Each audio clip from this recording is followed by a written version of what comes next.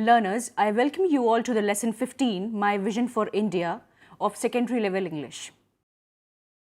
Speeches and addresses given by national leaders of the country, especially given on the occasion of national days such as Independence Day or Republic Day, are meant to inform the nation about what the country has achieved so far and what is aimed for future. Through their speeches, they inform us about the new initiatives taken by our government towards keeping the momentum of development ongoing. Leaders are visionary. They are elected by the people of the nation, which entrusts them with the responsibility of taking the right initiatives in the larger interest of the nation. They are also called servants of the nation because they need to understand the problems, find ways to solve them, and work towards fulfillment of the greater aspirations of a nation and its people. Coming to the objectives, learners, after completing this lesson, you will be able to appreciate the former President Dr. Kalam's vision for India, identify an individual's role in India's development, use identical pair of words having different meanings in sentence of your own, use modals appropriately, and write a descriptive paragraph. Learners, Abdul Kalam was a scientist and engineer who served the nation as President of India from 2002 to 2007. He was born in Rameshwaram, Tamil Nadu on 15th October 1931 and died on 27 July 2015 while giving a lecture in Shillong. He was the youngest of the 5 children born to a Muslim boat owner named Jainul Abdin and his wife Ashiamma. His ancestors had once been wealthy traders, though his family lost much of its fortunes by the early 20th century. Kalam grew up in humble surroundings and had to take up a job while he was still in school in order to augment his family's meager income. After his schooling, Kalam went on to study aerospace engineering in Madras Institute of Technology. His initial dream was to become a fighter pilot, but he failed to qualify for the exam of Indian Air Force. He then started working at the Defense Research and Development Organization (DRDO) as a scientist and was later transferred to the Indian Space Research Organization (ISRO). Eventually, he was appointed as the Chief Scientific Advisor to the Prime Minister, and in this position, he played a key role in the Pokhran-2 nuclear tests. He was the first scientist to occupy the Rashtrapati Bhavan as President of India in 2002. He left the office after serving one term and became Professor of Aerospace Engineering at Anna University and a visiting professor at several other institutions. Learners, coming to the gist of the lesson, which is My Vision for India, this lesson is a part of a speech given by our former President APJ Abdul Kalam. In his address, the former president gives us a brief glimpse of what India's past has been during the past 3,000 years. India was invaded by various countries and communities. Each time, the invaders looted our riches, wealth, culture, learning, etc., and deeply impacted our minds. He tells us how to value freedom and preserve it. In his speech, he gives us 3 visions which he has for India. The first one is his vision for freedom. Unless we are free, we are not respected. The second one visualizes development. Each one of us, be it a child or an adult, wishes to be a citizen of a developed India. He feels that we Indians have not learned to take pride in the achievements made by our country. India had recorded a 10% growth in GDP, which was the highest a country could achieve, and we are one of the 5 nations to do so. Yet we always underrated our country and saw others superior to us. The third one stresses on the fact that both economic and military strength is required to build a strong and prosperous nation. As a scientist, Kalam feels he owes much to people he worked with and feels he is lucky to have got the opportunity to work with Vikram Sarabhai. Satish Dhawan and Brahma Prakash, all eminent scientists who did the nation proud in the field of space and nuclear sciences. By saying so, he is indirectly telling us about the riches of human resources we have in India and that one must have the humility to acknowledge their great works. Finally, he echoes the sentiments of John Kennedy, which he expressed in his inaugural address to his nation, that each citizen should ask what he can do for the nation and not what the nation can do for him. Kalam also tries to place the individual above the nation and tries to explain what each one of us need to do rather than sit and complain or curse government or people in different departments. A nation is made up of individuals, and those that hold different portfolios are first citizens of India and then whatever status they hold. Learners, now read the lesson part 1, 15.2.1. Read from the lines, I have, two will respect us. In this section, Kalam tries to explain his first vision for India and explains how we lost our freedom time and again.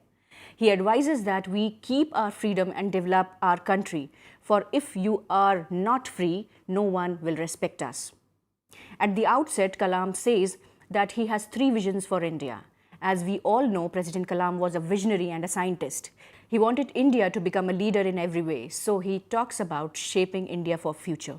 He first talks about the past 3,000 years. During these years, India has been invaded by various tribes and countries. Every time we were invaded by invaders, tried to not just capture our land, but also tried to conquer our minds and change our mindset.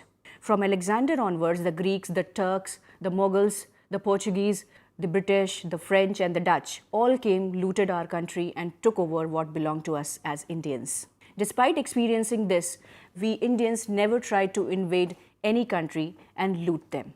We have never grabbed any land, nor have we tried to change the culture of country, of any nation. In short, we have never tried to force our way of life on them. Kalam explains why it is so. According to him, India respects the freedom and culture of other countries, and hence we have not tried to conquer or grab anyone's land so that we could rule them or expand our territories. In the light of this background, Kalam talks about his first vision. His first vision is that of freedom. According to him, Indians saw their first vision of freedom in the year 1857. Learners, why 1857? In 1857, we fought our first war of independence against the colonial rule of the British. We need to understand the importance of freedom, and we should protect it, nurture it, and build upon it so that we can make a strong India. Kalam gives a very valuable piece of advice over here. He says that if we are not free, then no one will respect us. Learners, let's come to the part 2, 15.2.2, and you may read from the lines, we have two terms of GDP. In this section, Kalam spells out his second vision. He goes on to explain what India has been able to achieve so far. The economic condition of the country at the time he wrote this article was showing a 10% growth in most areas of economic activities. At that time, he said, our poverty levels are falling. The world has begun to recognize India and give it a place of respect. The world has recognized us, but we Indians are not ready to accept and proclaim that we see ourselves as a developed nation which is self-reliant and self-assured. We still lack the self-confidence in ourselves. This, according to him, is incorrect. Hence, his second vision for India is development. At the time he wrote this article, India had been free for 50 years. He says for 50 years we were developing and therefore called a developing nation, and now it is time we saw ourselves as a developed nation. At the time, India was recording a 10% GDP growth and therefore ranked amongst the top 5 countries which had recorded similar growth. Learners, let's come to part number 3, 15.2.3, and you may read from the lines, I have a third vision, 2, opportunity of my life. In this section, Kalam spells out his third vision for India. According to his third vision of India, he felt that every Indian ought to stand up boldly before the world. Till we stand up to the world, no one will respect us. Only a strong nation will be recognized because strength recognizes strength.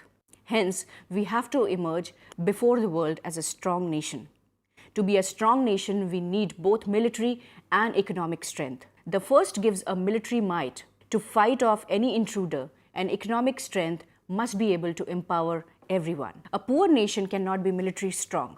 Hence, both military and economic strength is important. They go hand in hand and should not be taken as separate entities. He recalls his working with India's 3 great minds, Dr. Vikram Sarabhai of Department of Science, Professor Satish Dhawan, who succeeded him, and Dr. Brahma Prakash, father of nuclear material. Vikram Ambalal Sarabhai was an Indian scientist and innovator widely regarded as the father of Indian space program.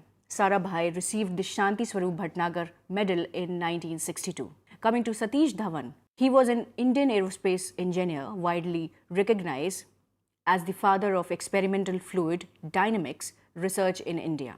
He was born in Srinagar. Dhawan was educated in India and further on in United States.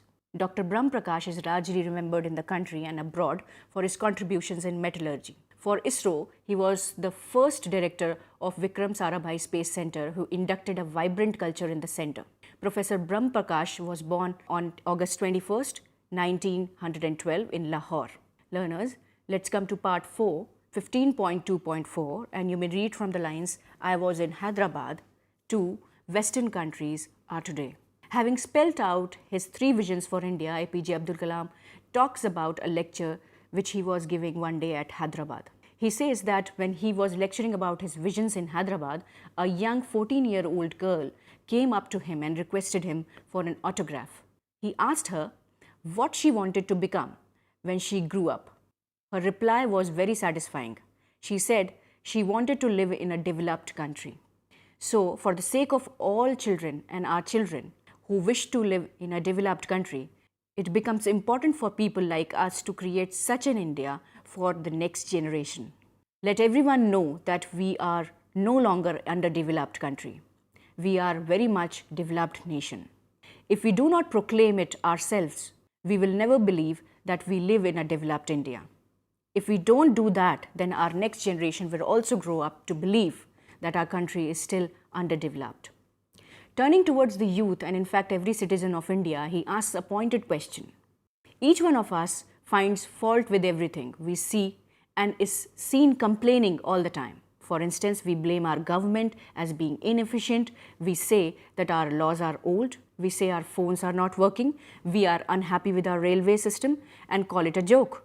We say our airlines are the most inefficient and worst in the world.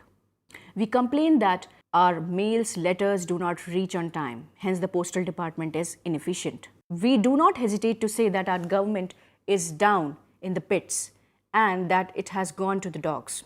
We are so unhappy with our country, its government and its people who are serving in different departments. If this is so, then what can we do about it? In reply to this question, Kalam echoes the sentiments expressed by President J.F. Kennedy in his inaugural address to his nation. Kennedy was a famous president of America, remember.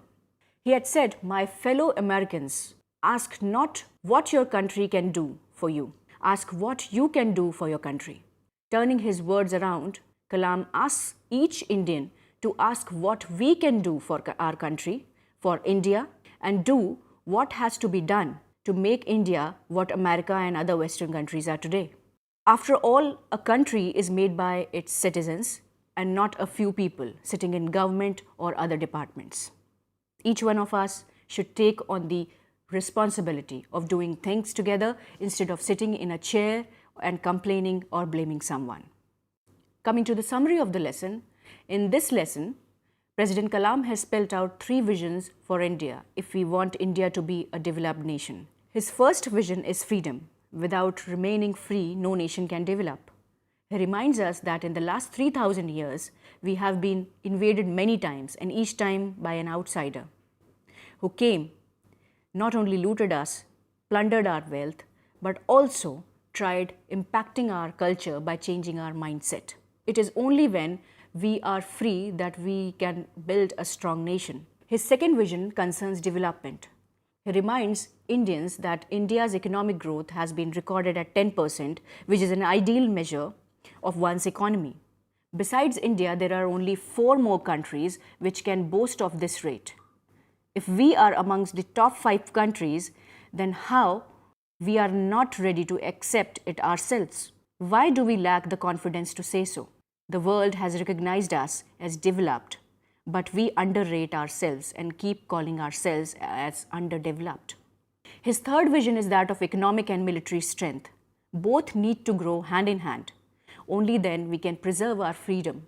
Military might is required to keep enemy at bay, and economic security for a nation is very important. Only then our country and its people can become rich, strong and empowered.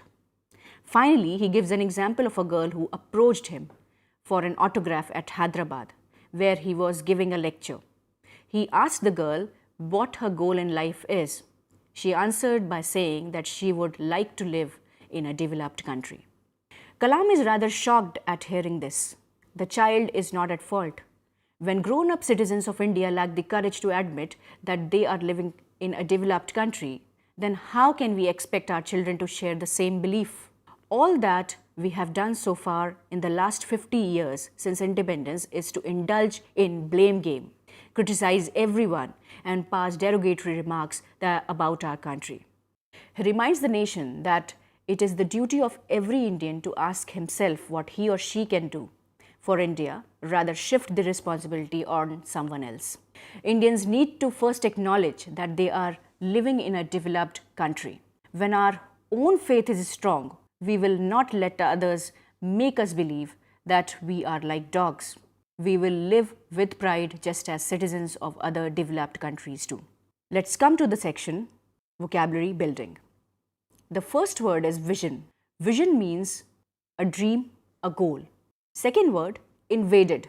Invaded means attacked. Third word is grabbed. Grabbed means took hold of. Fourth word is enforce. Enforce means to put in force. Next word is nurture, which means take care of. Next word is lack, which means not have. Next word is self-reliant, which means independent. Self-assured means confident. Proclaim means declare. Inefficient means incompetent. Garbage means rubbish. Learners, let's come to the section grammar. What is homophone? The word homophone is used to describe a word that sounds the same as another word, but that has a different meaning. It comes from the Greek words homo, meaning same, and phone, meaning voice. The two words may be spelled differently, but adding some difficulty, they can also be spelled the same. The potential for confusion for native and non-native speakers alike is unfortunately great. Coming to homophone, all words and phrases that sound the same but have different meanings. Homograph, words that sound and are spelled the same but have different meanings. Homonym, words that have the same spelling but a different meaning. Heterograph, words that sound the same but are spelled differently and have different meanings. Multinym, words that sound the same but have more than two different meanings and spellings. On the subject of multinyms, it may surprise you to learn that in English, there is one instance of a multinym with no fewer than 7 variations, all sounding the same, but meaning different things. There is also one instance of 6 variants, 2 of 5, 24 of 4, and 88 of 3. Some of the variants are archaic words. Archaic are old words that are not used anymore. So you need not concern yourself with them. Let's come to the common examples of homophones. Homophones are those words which you are likely to meet with in either day-to-day conversations or in your academic work. There are too many to include all of them, but these examples should at least help you with some of them and stand as a warning that English language has plenty of pitfalls for you to be aware of. For example, there, there. The first one's spelling is T-H-E-R-E. The second one, T-H-E-I-R. The third one, T-H-E-Y''R-E. Again, even native English speakers get this one wrong. So don't beat yourself up if you are struggling with it. The first, there, T-H-E-R-E, refers to a place that is not here. For instance, over there. It can also be used to state something such as there is an argument to suggest or to comfort someone, it will be all right. The second there, TH EIR indicates possession, something belonging to them. For example, we could use their boat. This indicates possession, something belonging to them. The third they are, THEY apostrophe RE. It is a shortening of they are. For example, they are going to be here at 12 p.m. Next example, your. The first your is YOUR. The second your is YOU apostrophe RE. This has to be one of the most commonly confused aspects of the English language, and the fact that so many people get it wrong is a pet hate of every grammar purist. The first your, YOUR, is the second person possessive form, indicating something belonging to you. For example, this is your decision. So this is YOUR. The second your, YOU apostrophe RE, it is the short form of you are. For example, you're amazing. Next example, buy. The first buy is BY, the second buy is BUY, and the third buy is BYE. Another one on the list of commonly confused words. The first, BY, this preposition refers to something beside, near, or through. For example, there is an ice cream van over there by that tree. So by that tree, near that tree, beside that tree. So this by indicates beside, refers to something beside, near, or through. BUI, this is a verb meaning to purchase something. For example, let's go and buy a car. BUY. The next buy, BYE, short for goodbye. This is an expression used to bid someone farewell. Next example, resign and resign. This one is a little tougher. These two words have identical spellings except for the hyphen and opposite meanings. The first, resign, has no hyphen. The second has hyphen between re and sign. Sign without the hyphen means to quit your job, and there is pronounced like a Z. Resign, it becomes resign. So the sign which we speak becomes resign, zine. It has a pronunciation of Z. For example, my boss didn't want to increase my salary, so I decided to resign. This will be my last week of work. So over here, the pronunciation of SIGN would be like zine, and it has a pronunciation of Z over there. Coming to resign with the hyphen means to sign a contract again or sign something again, and it is usually used where you have decided to stay in your current job. In resign, re hyphen sign, the S is pronounced as an S. So in the previous occasion, the S was pronounced as Z. Over here, when we are including a hyphen between re and sign, this sign is pronounced, the S is pronounced as S only, and you emphasize the first syllable. For example, I love my current job, so I happily resigned for another year. So it was resign previously, and this is resigned. Coming to advice and advise. With these words, we have similar spellings, similar meanings, and only a slight difference in pronunciation. In advice, with an S sound, it is a noun. You can give your friend some advice. It has sa sound, S sound in advice, ADVICE. For example, my father gave me one piece of advice. Always be on time. So this is advice. The second one, advise. With a Z sound, it is a verb. With this word, you can advise your friend. The meaning of two words is basically the same. She advised me to invest my money more carefully. So the first one has sa pronunciation, the second one has za pronunciation, that is Z. Disinterested and uninterested. Many native speakers use these two words with the same meaning, bored or not interested. That's certainly the meaning of uninterested. but it's not the meaning of disinterested. The real meaning of disinterested is being impartial, objective, and not taking a side in an argument. A judge hearing a court case should be disinterested, but definitely not uninterested. In uninterested, you are not interested in the whole issue. But in disinterested, you are objective and impartial. For example, the children wanted to play outside and were very uninterested in doing any studying.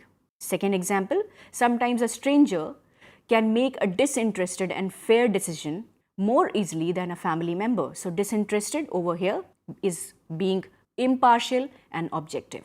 Learners, try to know the differences and don't get confused. Knowing the differences makes it easier to avoid mistakes, especially when you're speaking English. Most people won't notice if you mix up these similar sounds. But when you are writing, you should look out for those words and be careful that you are using the correct form. Learners, remember to double check your spelling and think about the situation you are in. Did you say something nice to someone? That was a compliment, compliment. It means to express admiration, and not compliment, complement. That means to complete or make a whole. The first one is a compliment which has PLI. The second one has PLE in the spelling. So you should be aware of the difference. Notice whether you are resigning from the job or are you re-signing. Being aware of the differences in the context can help you avoid mistakes. Learners, I hope you understood the above section. Let's come to the modals. Modals, also called modal verbs, modal auxiliaries, are special verbs which behave irregularly in English. They are different from normal verbs like work, play, visit, etc. They give additional information about the function of the main verb that follows it. They have a great variety of communicative functions. For example, you can't add s, ed or ing to these modals. They never change their form. They are always followed by an infinitive without to.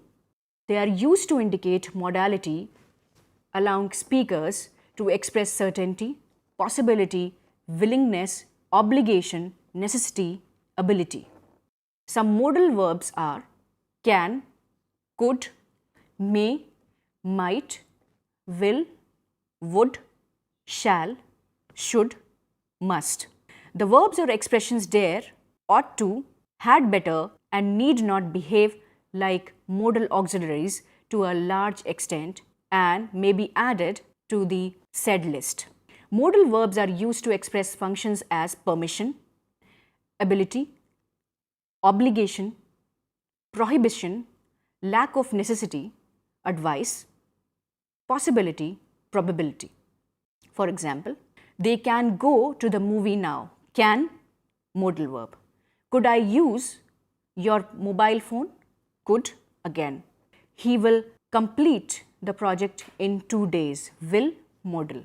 Would you mind giving me a ride to the nearest station? Would, modal. We must follow safety rules. Must, modal.